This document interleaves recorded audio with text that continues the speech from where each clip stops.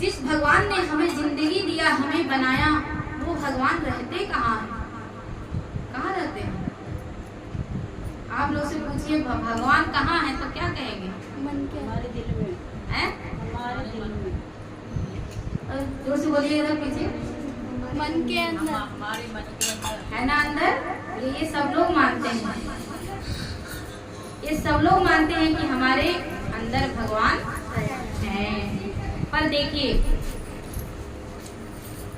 कि वह है सब जगह, हमारे अंदर भी है, बाहर भी, हर जगह है। कड़ में भगवान समाया कि वो है हर जगह, पर नजर आता नहीं, और बिना योग साधन के उसे कोई पाता नहीं। भगवान तो सबके दिल में है। ध्यान दीजिएगा मेरे बहन, ध्यान से सुने। भगवान कहाँ है? हमारे अंदर। देखिए एक बूढ़ी अम्मा थी, संत रविया। क्या नाम था उनका? संत रविया। रविया। वो जो थी ज्ञानी भक्त थी, भगवान को जान करके भक्ति करती थी। कैसे? जान कर। हम लोग तो मान करके भक्ति करते हैं ना। सभी को, किसी को मैं भगवान को मानती हूँ, मैं ये करती हूँ, मैं वो करती हूँ, हम मानते ही हो पर उसे जानते नहीं। पर भगवान को हमें जानना चाहिए। क्या करना चाहिए? जानना चाहिए, क्योंकि भगवान जानने का विषय है, मानने का विषय नहीं। जैसे देखिए, जानना और मानना में बहुत अंतर होता है। अंतर होता है कि नहीं होता? और परमात्मा को जाना जाता है, पहले जानो और बाद में मानो। तो परमात्मा जानने का विषय है। पहले जब उनको जान जाइएगा तो मानने के लिए कहना पड़ेगा क्या कुछ? नहीं। जब मीरा ने जाने भगवान को तो अपने आप माने। आप लोग को पता है, ऐसी लागी लगन मीरा हो गई मगन, वो गली गली हरि गुण गाने। क्या बिना जाने ही गाने लगी थी क्या? नहीं। प्रहलाद ने पहले जाना और फिर माना और पूरा दुनिया को दिखा दिया कि भगवान है कि नहीं। पहले जानो बाद में मानो। अगर मानते रहेंगे और जानेंगे कुछ नहीं तो भैया कभी दिक्कत में पड़ जाएंगे। इसलिए परमात्मा को जानो। देखो हमारे अंदर परमात्मा है। तो एक ज्ञानी भक्त थी जिसका नाम था संत रविया, तो भगवान को जान करके भक्ति करती थी। ध्यान देंगे। और एक दिन, क्योंकि संत रविया जो थी थोड़ा वृद्ध हो गई थी। आप लोग को पता है, जब बुढ़ापा आता है तो थोड़ा आंख से कम दिखाई देना शुरू हो जाता है, कान से कम सुनाई देने लगता है, घुटनों में दर्द हो जाता है, होता है नहीं। ऐसे बेचारी को दिक्कत था, बुढ़ापा था, शरीर बुढ़ापे का था, और वह ज्ञानी था और बेचारी सबको समझाती थी कि परमात्मा को जानो। लेकिन अब कहेगा उनका सुने भाई, बेचारी बूढ़ी भी थी लेकिन ज्ञानी बहुत थी, भगवान को जानने वाली। तो एक दिन संत रविया ने दुनिया को समझा समझा कर थक गई, लेकिन कोई उनकी बात को समझता नहीं। तो जो संत रविया जी थी, समझाते समझाते थक गई बेचारी, कोई उनकी बात को नहीं समझ सके। लेकिन एक दिन संत रविया ने एक छोटी सी लीला करते हैं। क्या करती हैं? कुछ सिलाई कर रही थी, सिल रही थी, कपड़े फट गए और सिलाई करते करते जो है सुई हाथ से छूट गई, गिर गई। अब बेचारी जो है सड़क पर कभी इधर भटकती है, कभी उधर भटकती है, कभी सुई को ढूंढ रही है। बहुत से लोगों ने, आते जाते राहगीर ने देखा कि ये माता जी क्या कर रही हैं। अरे माता जी, आपको बहुत देर से देख रहे हैं, आप क्या कर रही हैं? माता जी कहती हैं, बेटा मेरा एक सुई छोटा सा हो गया है, मैं उस सुई को ढूंढ रही हूँ। क्या कर रही? सुई ढूंढ रही हूँ। मेरे बुढ़ापे का शरीर है, मेरे आँख से थोड़ा कम दिखाई देता है, इसलिए मुझे सुई ढूंढने में दिक्कत हो रही है। उन लोगों ने कहा कि माँ, अरे माता जी, क्या हम लोग आपकी मदद कर दे सुई ढूंढने में? बोले हाँ बेटा, कर देते तो ज्यादा अच्छा होता। अब बहुत देर से सुई ढूंढ रहे हैं लोग, ढूंढ रहे, ढूंढते ढूंढते लोगों को नहीं मिल रहा है। तो एक उसमें से एक होशियार व्यक्ति, थोड़ा बुद्धिमान व्यक्ति जो था, विवेकी इंसान जिसको कहते हैं, जिसका विवेक जागृत था, उसने माता से पूछा कि माता जी, एक बात बताइए कि आप अपने कपड़े की सिलाई कहाँ पे कर रही थी? उसने कहा माता जी कि बेटा, सिलाई तो मैं अपने झोपड़ी के अंदर कर रही थी। तो कहे कि अरे माता जी, आपको इतना तो अकल होना चाहिए कि जब आप सिलाई झोपड़ी के अंदर कर रही थी तो सुई भी वहीं गिरा होगा, तो वहीं ढूंढना चाहिए। आप सड़क पे क्या कर रही हैं? अब माता जी कहती हैं कि बेटा, यही बात तो मैं आपको समझाना चाहती हूँ, यही बात तो मैं आपको समझाना चाहती हूँ कि जिस तरह से मेरी सुई जो है जब अंदर गिरी है, हम बाहर ढूंढ रहे हैं, जब अंदर मेरी सुई गिरी है, बाहर ढूंढने से नहीं मिलेगा, तो ठीक इसी तरह से परमात्मा हमारे अंदर है, वो बाहर ढूंढने से मिलते नहीं। यही बात वो संत रबिया जी समझाती हैं। कहे बेटा, अब आप ही बताओ कि अगर हमारे यहाँ पर वस्तु कुछ हो गया, कोई भी सामान यहाँ गिर गई, अभी आप बैठे हैं, यहाँ कुछ भी सामान आपका गिर गया, तो क्या आप देहरादून छोड़ करके दिल्ली में जाएंगे खोजने के लिए? हैं? मिलेगी सामान? नहीं मिलेगी।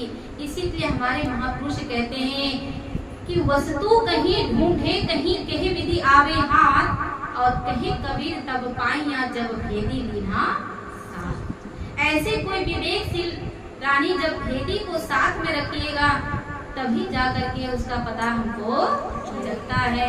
इसी तरीके से परमात्मा भी हमारे अंदर है और हम लोग भी वही मूर्खता करते हैं। कभी मंदिर में ढूंढने जाते हैं, कभी मस्जिद जाते हैं, कभी गुरुद्वारे जाते हैं, कभी काशी, कभी मथुरा, कभी प्रयागराज, कभी वृंदावन, न जाने कहाँ कहाँ ढूंढते हैं। लेकिन परमात्मा को जब ढूंढने जाते हैं तो मंदिरों में मूर्त तो उसकी मिलती है, लेकिन उसकी सूरत कभी मैंने देखी नहीं। कि मंदिर मंदिर मूरत तेरी, पर कबहू न देखी सूरत तेरी। हे प्रभु, मैं मंदिर तो जाती हूँ, आपका मूरत तो देखती हूँ, लेकिन आज तक मैं आपकी सूरत देखी नहीं है। परमात्मा कहते हैं कि जिसे तुम बाहर ढूंढने के लिए जाते हो, जिसे बाहर ढूंढते हो, तो मैं कहाँ मिलूंगा? अंदर मिलूंगा, अंदर। अभी आप लोग कहें ना परमात्मा कहाँ है? मेरे अंदर। तो बताइए, हमारी आंखें जो है, ये आंख तो बाहर देखती है ना, ये अंदर देखेगा? तो फिर कैसे हम इन आंखों से भगवान को देखेंगे बताइए, जब हमारे अंदर है तो? मन की आंखों से। तो एक आंख जो है हमारे अंदर भी मौजूद है, जिससे हम हृदय की आंख, मन की आंख, तीसरा नेत्र, दिव्य चक्षु उसे कहते हैं। और जिस दिन हमारे जो तीसरा नेत्र खुल जाता है तो परमात्मा का दर्शन हो जाता है। अब दिक्कत यही है कि हम लोग करते उल्टा काम। बीमारी हमारी आंख में लगी है और हम कान का ऑपरेशन करा कर चले आए, तो क्या होगा? बीमारी कहाँ लगी है? आंख में है ना, क्योंकि दिखाई तो देता नहीं भगवान, तो बीमारी तो आंख में लगी है ना, वो भी इस आंखों में नहीं है। किस आंखों में बीमारी लगी है? इसमें लगी है, जो हमारा तीसरा नेत्र है। आप लोगों ने शंकर भगवान का कैलेंडर फोटो देखा है? माँ दुर्गा का भी देखा होगा। कितने नेत्र होते हैं? कितने आंख? यहाँ कहीं है फोटो कैलेंडर? यहाँ नहीं, लेकिन उसमें 3 आंख होते हैं। और यह भी जान लीजिए कि ये 3 आंख हमारे पास भी है और आपके पास भी है। बसत इतना है कि महादेव ने और माँ दुर्गा ने अपने तीसरा नेत्र को खोल रखी है और हम लोगों ने अपना आंख बंद कर लिए। इसीलिए हम लोगों को ज्यादा दिक्कत होता है कि नहीं। आपको पता चल जाए कि हमारे आंखों में मोतियाबिंद हो गया है तो क्या ऐसे चुपचाप बैठे रहेंगी? कोई उपाय नहीं करती हैं? करते हैं। इलाज करती है कि नहीं करती है? तो भैया हमारे महापुरुष कहते हैं कि जो हमारा तीसरा नेत्र है ना मेरी बहनों, इसमें क्या हो गया है? मोतियाबिंद हो गया है। हम नहीं कह रहे इस बात को, हमारा शास्त्र कहते, हमारे सदग्रंथ, हमारे महापुरुष कहते हैं कि घट में है सूझते नहीं, अरे लानत ऐसी जिंद वो तुलसिया संसार को भयो मोतिया बिंद। क्या हो गया? मोतियाबिंद हो गया। किसमें? आँख में। तो कान का इलाज मत करवाना, किसी अच्छे से आंख वाले डॉक्टर के पास जाना। किसके पास? हाँ, जो मोतियाबिंद को दूर करता हो। पर हम लोग ये मूर्खता करते हैं, हमारा दिक्कत कहीं और होता है और हम किसी और के पास चले जाते हैं और जब हमारा इलाज ठीक से नहीं होता है तो हम कहते हैं डॉक्टर ही ठीक नहीं था। जैसे होता है ना, हम लोग भगवान को पाना तो चाहते हैं, भगवान को देखना भी चाहते हैं, लेकिन हम लोग कहीं ऐसे जगह चले जाते हैं, ऐसे साधु संत के पास चले जाते हैं जो हमारा इलाज गड़बड़ कर देता है कि नहीं। तो हमें किसी ऐसे डॉक्टर की जरूरत है जो हमारा ये आंख का ऑपरेशन कर सके। ऐसे सदगुरु, पूर्ण गुरु की आवश्यकता है जो हमारे मोतियाबिंद को दूर करके हमारे घट में परमात्मा का दीदार करा सकते। कौन कहता है कि दीदार नहीं होता? कौन कहता है कि दीदार नहीं होता? आदमी खुद ही तलबदार नहीं होता। अगर पाना है उस भगवान को तो पहले प्रहलाद बनो तुम, यूं ही इस धरती पर नरसिंह का अवतार नहीं होता। कौन कहता है कि दीदार नहीं होता? आदमी खुद ही तलबदार नहीं होता। तुम उसे प्यार करो वो तुम्हें ना करे, बेखबर इतना तो करतार नहीं होता है। और कौन कहता है कि दीदार नहीं होता? आदमी खुद ही तलबदार नहीं होता। कौन कहता है दीदार नहीं होता?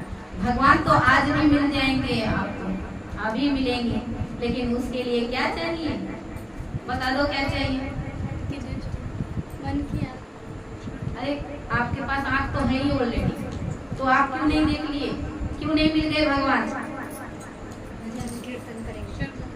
अब आप लोग तो कितना देर से सुन रहे हैं, कुछ तो समझ में आ रहा होगा कि नहीं आ रहा है? बताइए, भगवान को पाने के लिए क्या क्या जरूरी है? सबसे ज्यादा क्या जरूरी है बताइए? विश्वास। विश्वास। चलो विश्वास हो गया, ठीक। श्रद्धा।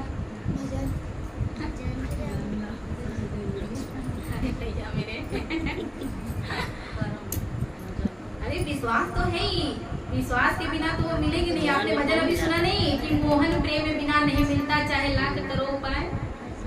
मिले न यमुना में सरस्वती में, मिले न गंगा नहाए, और प्रेम सरोवर में जब डूबे प्रभु की झलक लखाए। मोहन प्रेम बिना नहीं मिलता, चाहे लाख करो उपाय। तो प्रेम और श्रद्धा विश्वास तो है तुम्हारे अंदर, आप सबके अंदर है, तभी तो यहाँ आए हो, बैठे हो। प्रेम ही है, विश्वास ही है, लेकिन फिर भी कहीं ना कहीं कमी तो है। क्यों कमी है? क्योंकि हमारे आंख पहला बात तो बंद है। अगर भगवान आ भी जाए आपके सामने तो आप पता चल जाएगा भगवान है? नहीं पता चलेगा ना। अरे क्योंकि भगवान तो आपसे बोल कर नहीं आएंगे कि मैं 4 हाथ लेकर के आ रहा हूँ, बोल कर आएंगे क्या? पता नहीं भगवान किस रूप में आ जाए और अचानक आ जाएंगे, आप कैसे पता लगाओगे कि ये भगवान? भगवान जी सबरी के यहाँ गए तो सबरी क्या पूछे थे उनसे आप कौन आए हो? हैं? नहीं पूछे थे ना। सबरी देखते ही पहचान गई। कैसे पहचान गई भाई? क्योंकि इन आंखों से तो सभी देख रहे थे, और जहाँ पर सबरी की कुटिया थी ना, वहाँ पर 88,000 कुटिया था। एक दो नहीं, कितना? 88,000 कुटिया में साधु संत लोग जब तप व्रत उपवास हवन यज्ञ क्या नहीं कर रहे थे भगवान को पाने के लिए। लेकिन भगवान ने उस सारे कुटिया को छोड़ करके सबरी के घर पर गए। क्यों? क्या कारण था बताइए?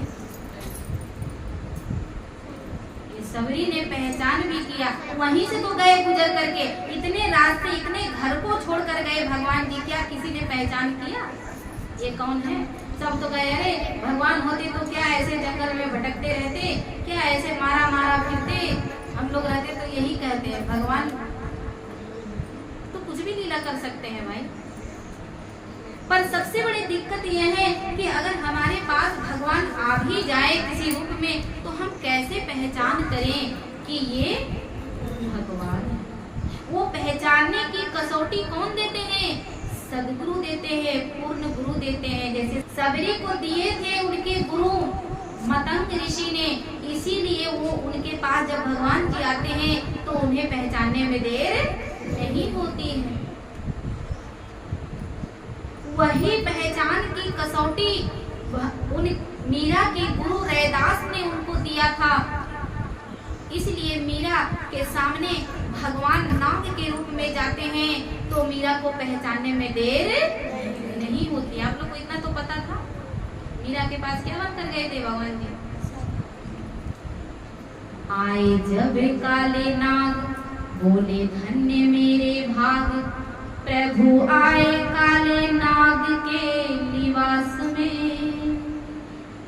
आओ आओ बलिहार काले कृष्ण मुरार, बड़ी करुणा है करुणा निधान की, और किसी सूझ वाले आँख ने पहचान की, जर्रे जर्रे में है झांकी भगवान की, और किसी सूझ वाले आँख ने पहचान। जब वही आँख का मोतियाबिंद दूर होगा ना, दूर कौन करेगा? सदगुरु करेंगे, पूर्ण गुरु करेंगे। सबके बस की बात नहीं है, सबके बस की बात नहीं है भगवान का दीदार कराना। कोई पूर्ण गुरु ही आपका दीदार कराएगा। जो दीदार करा दिया समझना वही सच्चा गुरु है। वैसे गुरु के शरण पकड़ लो, कभी छोड़ना नहीं चाहिए। वही गुरु हमारा उद्धार करेगा।